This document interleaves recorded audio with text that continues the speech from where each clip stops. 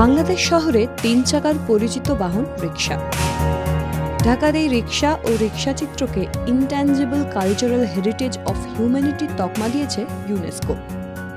ঢাকার রাস্তায় খুবই পরিচিত দৃশ্য, বেল বাজিয়ে চলে আসছে ৩ চাকার রিকশা, মানে গিজ গিজ করছে, একে অপরের পেছনে পেছনে লেগে যাচ্ছে। এই দৃশ্য ঢাকার রাস্তায় খুবই কমন। আর এই ঢাকার ঐতিহ্যবাহী রিকশাকেই ইউনেস্কো ২০২৩ সালে হেরিটেজ তকমা দিয়েছে। আর ৪৭তম আন্তর্জাতিক কলকাতা পুস্তক মেলার বাংলাদেশ স্টলের থিমও কিন্তু এই রিকশাই। কিন্তু কি বিশেষত্ব এই রিকশায়?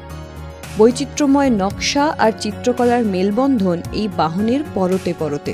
রিকশায় আঁকা বিভিন্ন রকমের পটচিত্র, যেটাকে চালচিত্র বলি অ্যাকচুয়ালি আমরা, সমস্ত মানে সেটা রিকশার প্যাটুল থেকে শুরু করে রিকশার চাকা থেকে শুরু করে রিকশার মাথার যে ছাউনিটি হয় সেটাই বাংলাদেশের রিকশার বৈশিষ্ট্য।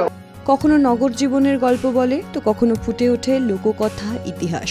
নায়ক নায়িকারাও বাদ পড়েন না। ঝালোর রং, প্লাস্টিকের অনন্য ব্যবহারে বাহারি ও শৌখিন এই পরিবহন। ক্যামেরায় সৌমিতা মুখার্জির সঙ্গে দেবস্মিতা দাস, জি24 ঘন্টা ডিজিটাল।